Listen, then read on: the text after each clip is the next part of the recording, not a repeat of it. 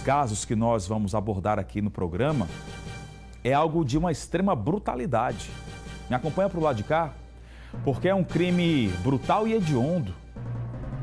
Hoje, o Departamento de Homicídios e Proteção à Pessoa, que é o DHPP, deu detalhes sobre a morte de um homem esquartejado em São Cristóvão. Mas antes de exibir a matéria, antes de exibir a história deste homem aqui, coloca a imagem dele, Braz, por gentileza, na tela do pessoal de casa. Nós vamos trazer aqui alguns detalhes da investigação criminal deste caso absurdo. São 6h02, estamos no ar com Cidade Alerta Sergipe. A vítima, Luciano Jesus dos Santos. Esse homem aí que aparece na tela tinha 36 anos. Há alguns meses, lá no início do ano, ele teve uma desavença, ou seja, ele teve uma briga com uma outra pessoa. E essa briga, lá no início do ano, futuramente, que foi esse final de semana, levaria o Luciano à morte. Ele seria vítima de uma vingança. Coloca a foto na sequência que vem aí deste convite mortal. Um casal, Jadilson Conceição Santos, de 32 anos, à esquerda, e a Úrsula Tenório Cavalcante Melo, de 27 anos. Segura a imagem desses dois aí. O casal convidou o Luciano para tomar umas, beber. O Luciano aceitou o convite para a diversão do final de semana. Era também um convite para a morte. A vítima teve o corpo esquartejado e os pedaços, menos a cabeça, foram jogados às margens da BR-101, na zona rural do município de São Cristóvão. Me dá as imagens do local agora na sequência. O corpo dele foi visto por um homem na manhã de sábado, nesta localidade aí. O seu Benedito, este homem que passava pelo acostamento, levou um susto. Achou que seria um bicho morto. Era o Luciano, que ele conhecia a vítima. Ficou desesperado e seguiu viagem. Outra pessoa também viu os pedaços e acionou a polícia. Começou aí um trabalho investigativo, um trabalho de investigação para elucidar um crime rodeado de intrigas, de confusões e de álcool. Coloca no ar de novo a foto do casal. Eu quero a imagem da Úrsula e do Jadilson na tela do pessoal de casa que assiste ao Cidade Alerta. Os amigos que fizeram o convite para a curtição, eles dois moravam juntos, tinham uma relação íntima e, segundo a polícia, eles são os suspeitos deste crime. Úrsula teria levado a cabeça do Luciano em um carro de mão e Jadilson a escondeu. Um detalhe muito importante deste caso: uma pessoa viu a Úrsula levando esse carro de mão e havia sangue. A pessoa chegou a indagar: o que é isso? O que é que você está levando? E ao ser questionada naquele momento, a Úrsula disse que tinha uma cabeça de bode dentro deste carro de mão. Esse foi o detalhe repassado para a polícia que esteve na casa dela, diante dessa informação. Resultado, o casal Úrsula e Jadilson foi preso. A Úrsula tentou esconder o companheiro, deu uma informação, deu outra, disse que ele estava trabalhando em um lugar distante, mas a polícia continuou em cima do caso. Ambos foram presos, ambos são ex-presidiários. Ele já foi preso por receptação e porte ilegal de arma. Ela, a Úrsula, por tentar matar o próprio pai a facadas. Meu Deus. Vamos aos detalhes mais precisos dessa história banal de um crime cruel na reportagem do Douglas Magalhães. Põe no ar, produção. Sábado, por volta das 5 horas da manhã, o seu Benedito passava aqui pelo quilômetro 104 da BR-101, povoado Aningas, em São Cristóvão, quando de repente ele avistou algo assim muito estranho na beira da rodovia. O que era? Assim, eu achei que era uma capivara, né? Mas de repente eu olhei assim, estavam os pedaços, e aí eu julguei que podia não ser um capivara, podia ser um corpo humano, sei lá. Aí eu chamei o pessoal vieram e acharam que... Quando o senhor ficou sabendo que ali era um corpo humano que estava cortado dentro daquele saco? É assim, porque eu fui, voltei, fui a Itapuranga, quando eu cheguei foi que disse que era uma pessoa daqui e era um corpo humano mesmo. Mas eu primeiro tive que sair para Itapuranga porque eu tinha que fazer a feira. Ficou assustado? Eu tremia. Nunca tinha visto um negócio desse. Mas quem foi que chamou a polícia? Ah, não sei. Porque eu fui para Itapuranga e vim chegar aqui umas 10 horas do dia, mais ou menos. Quando chegou, ficou sabendo de tudo? Desculpa, o ML já tinha levado, não sei como foi, eu não. Só soube que foi uma pessoa daqui, um rapaz daqui, que se criou aqui com a gente, né? Aí... O senhor conhecia a vítima? Ah, muito. Se criou aqui, mas a gente... Meu filho disse, papai, já sabe quem foi. O que foi? Quem era o corpo que estava lá? O que era Bilili, o menino. Eu digo, rapaz, muita gente pensava que era alguém gente de fora, né? Mas não foi. Oi, meu irmão, pode ir. Viu? Aí foi só isso. Então foi isso? É, só. Agora foi lamentável, hein? Na realidade, um corpo humano. Um corpo que fora esquartejado e colocado às margens da rodovia. O corpo encontrado pelo seu Benedito. A polícia foi acionada e veio até o povoado Aningas investigar aquele fato macabro. Dormi lá em casa. Aí no outro dia ele disse, eu vou botar comida para os porcos do homem. Aí quando acabava veio, desse dia pra cá não voltou mais pra casa. Aí eu disse assim, meu irmão, vá pra casa, não bota comida pros porcos e foi pra casa. Ele, não, lá os caras, meu amigo, aí. O resultado foi esse aí. Uma equipe de policiais do DHPP, sob o comando do delegado Mário Leone, veio até o local, povoado Aningas, buscar as primeiras informações sobre o esquartejamento. Aqui, os policiais tiveram uma informação privilegiada, que na noite anterior, uma mulher de prenome Úrsula foi vista com um carrinho de mão empurrando o saco e ela estava suja de sangue. E ela teria dito às pessoas que teria matado um bode, mas ela estava mentindo. Os policiais continuaram as investigações e foram até a casa da Úrsula. Lá perguntaram pelo marido dela, o Jadilson. Ela disse que o marido não estava trabalhando numa malhada em um sítio que ela não sabia onde. Os policiais continuaram investigando e próximo à casa encontraram o Jadilson escondido em uma propriedade. A partir daí, foi fácil para a polícia trabalhar. Jadilson contou tudo para a equipe do delegado Mário Leone. Ele disse que tinha raiva da vítima, porque esta tinha amizade com uma pessoa que, certa feita, lhe entregou para a polícia. E por isso, ele convidou Luciano para tomar bebidas e aí assassinou mesmo, esquartejou, deixou o corpo lá na rodovia. Mas só tinha o corpo. A cabeça a polícia encontrou enterrada dentro da casa de Jadilson. Jadilson, ex-presidiário. Úrsula também. Os dois já estão presos. O delegado Mário Leone, hoje pela manhã, reuniu a imprensa para passar informações acerca deste assassinato. Foi o fato dele ter sido a última pessoa vista em companhia da vítima quando o convidou para comprar bebida, né? E o fato da sua companheira também ter sido vista carregando esse carrinho de mão já todo sujo de sangue e também os instrumentos que foram usados para a prática desse crime, né? O facão, a faca, foice. Delegado, vamos explicar pra gente, então, lá no primeiro dia, quando vocês encontraram as partes desse corpo, né? Uma perícia foi feita lá também, na BR, onde os pedaços do corpo foram encontrados. Sim, exatamente, à exceção da cabeça. Só a cabeça não foi encontrada.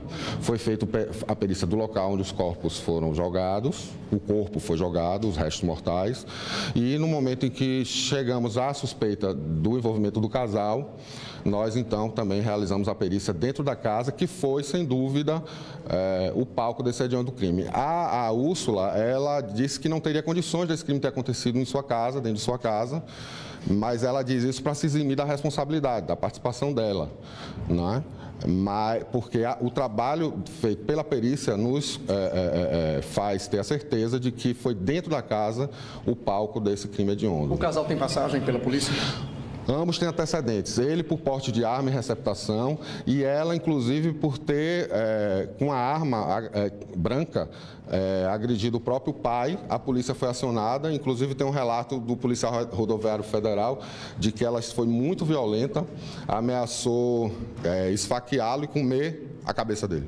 Vamos explicar pra gente como foi que essa mulher foi encontrada? Ela foi a primeira a ser encontrada no meio do caminho, foi isso? Ela nos atendeu, ela foi encontrada em casa. E, inclusive, ela inicialmente mentiu também quando questionada sobre o paradeiro do companheiro. Ela disse que ele estaria trabalhando no roçado de uma chácara que ela não sabia onde ficava essa chácara. Na verdade, ele estava o tempo todo escondido em uma construção inacabada, aqui, nos fundos desse terreno onde eles moram. Um terreno grande, e nos fundos desse terreno existe essa construção inacabada onde ele estava escondido. Onde precisa ter muita responsabilidade em relação à veiculação desse tipo de informação. Tanto nós da polícia, como vocês da comunicação.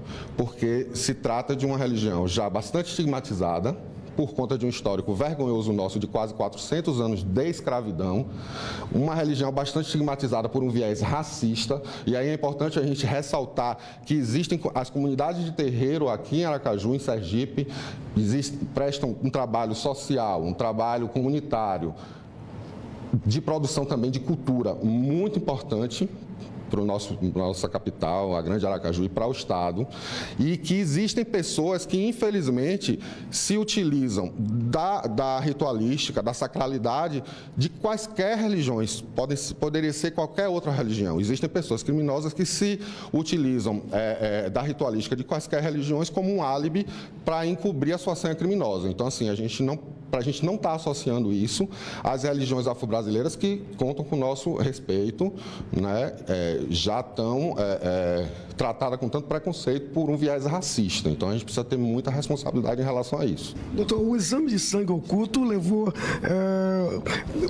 eles a negativo o tempo todo que não teriam sido eles. Depois do exame feito, o senhor teve a certeza? Não. Ele em um primeiro momento negou, mas diante das informações que nós já tínhamos e das contradições que ele mesmo apresentou, ele terminou findando por confessar que matou, e foi ele, inclusive, que apontou o lugar exato onde foi encontrada a cabeça enterrada. Motivo? O motivo, como ele alega, que por conta de uma desavença com um amigo da vítima, ocorrida há meses atrás, em que ele teria sido esfaqueado, e que essa vítima seria, ele se referiu como cagueta, como leve-trás. Esse foi o motivo que ele alegou. Tem uma terceira pessoa, teria uma terceira pessoa envolvida nesse caso? Até esse momento, não existe uma terceira pessoa envolvida nesse caso. Até o presente momento, as evidências elas convergem para este casal. Pessoal, esse caso, a gente vai aqui abrir uma discussão porque tem muita coisa que precisa ser desvendada e descoberta pela polícia. Seria este casal contratado para executar o Luciano, sim ou não? Por que realmente mataram? Qual foi o real objetivo? Todos esses questionamentos estão sendo feitos pelo Departamento de Homicídios e Proteção à Pessoa. Por que este homem realmente foi esquartejado? Tem muita coisa solta, tem muita coisa a ser analisada e investigada. Essa questão de colocar em uma religião de raiz africana a culpa para estar fazendo, isso não tem nada a ver, o delegado já explicou isso aqui durante a matéria, durante a reportagem do Douglas Magalhães. Foi uma desculpa e fica também aqui a nossa mensagem de apoio às religiões de matrizes africanas que sofrem preconceito e que lutam para se manter livre desta carga preconceituosa no nosso país.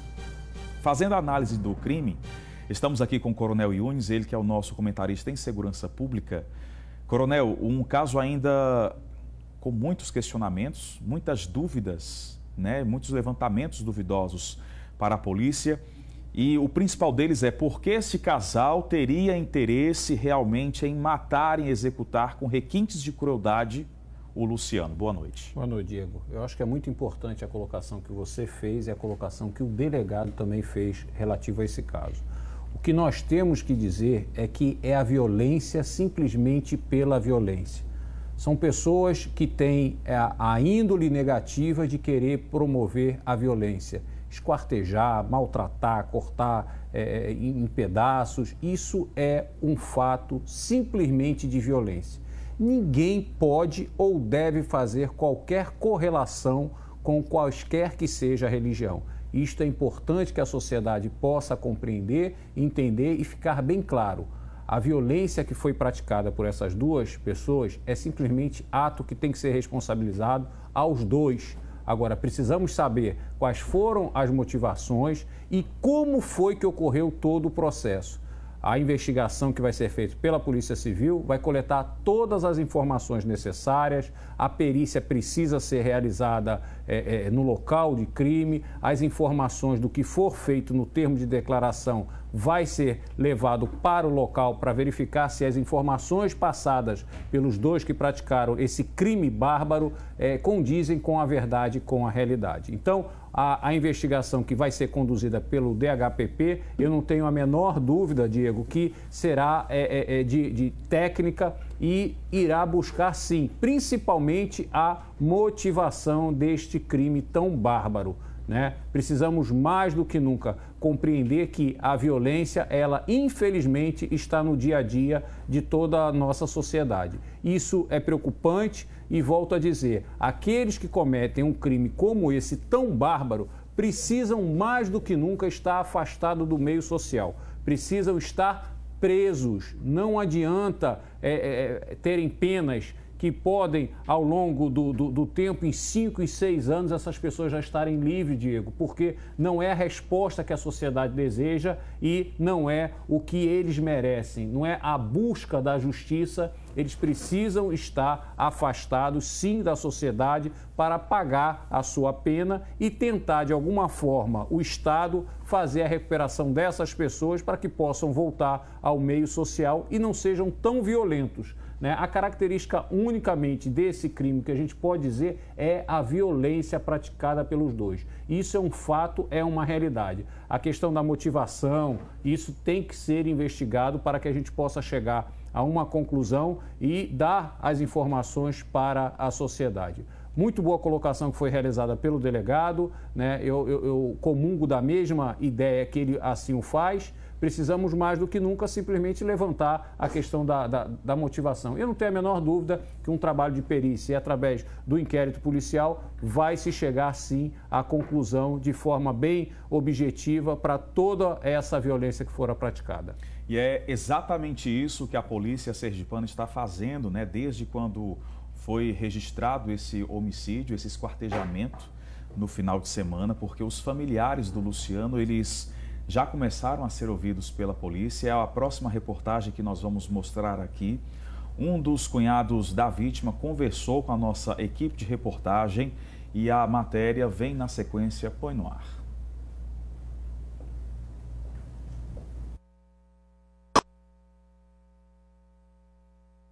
Olha, eu estou com o Heroaldo Leal, ele é cunhado de Luciano Jesus, o homem que foi morto, esquartejado lá no povoado Aningas, em São Cristóvão. O que é que você sabe sobre essa história?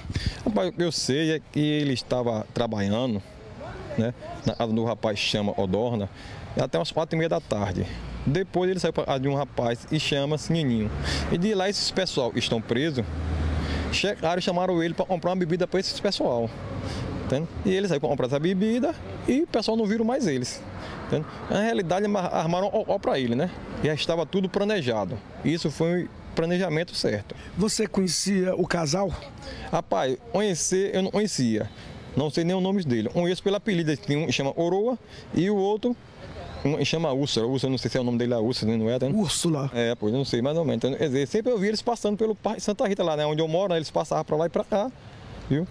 Mas eu não conhecia. Até quando tinha festa, eles estavam lá juntos, mas a gente não conhecia, ter amizade com eles não, tá? Tomou como surpresa? Rapaz, foi uma grande surpresa, né? Porque pra gente, uma pessoa não fazia mal a ninguém, só fazia mal a ele mesmo. Era do trabalho dele pra casa. O único mal que ele tinha era beber? Era beber. O único mal que ele tinha era beber cachaça. Isso custou a vida a ele? Custou a vida dele. beber cachaça, custou a vida dele. Ele desapareceu, passou a noite fora de casa, vocês se preocuparam, procuraram, como é que foi? Não, ele sempre saía para o trabalho, ao trabalho dele, passava 2, 3 dias fora. Depois voltava, ia lá, beijava a mãe, abraçava dentro. Aí dormia na casa da mãe e falava: mãe, meus irmãos, estou indo trabalhar. Depois apareça aí. O trabalho dele é bem perto, né? De 1 quilômetro da mãe dele, tá? O corpo dele foi encontrado por volta das 5 da manhã. Vocês tomaram conhecimento que horas? Umas 7 horas da manhã. Às 7 horas. Umas 7 horas da manhã. Como é que foi o choque para a família? Um grande choque. A família está toda triste, né? A família está toda triste, traumatizada. Uma pessoa, a gente não esperava. A gente espera acontecer isso. Uma pessoa é traficante, é estuprador, é matador, é isso. Tem passado ruim, né? Tem passado ruim, mas uma pessoa que não só fazia mal a ele mesmo, chegava até o senhor pedir R$1, R$2, não, comprar uma cerveja, comprar um botinho de cachaça, isso, aquilo. Entende? Só fazia mal a ele mesmo, rapaz. Todos os participantes presos, ele não é sem dono. Ele era um ser humano, viu? E tinha dono e tem muitos parentes. Tem muitos parentes. Você prestou queixa ou já prestou depoimento aqui? E depoimento tem mais outras pessoas. Quem é que está aí da família?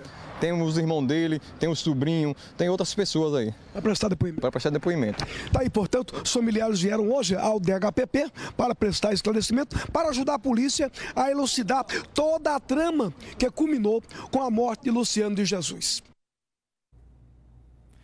Trama essa, pessoal, que caminha para um crime de possível execução diante, de toda a situação que envolve esta problemática e esse enigma para a polícia, né, Coronel? Sim, Diego. Algumas características desse tipo de crime, por exemplo, esquartejamento, disparo de arma de fogo no rosto de uma pessoa, vários disparos, isso tem uma característica de ter ódio, muito ódio nessa relação. Então, é algo que precisa ser investigado, volto a dizer, mas essas características elas já ficam bem latentes, né? A motivação irá esclarecer toda essa história e fazer com que a justiça seja realizada. Até porque todos nós, toda a sociedade sergipana, ela está assustada com um crime tão bárbaro praticado por essas duas pessoas.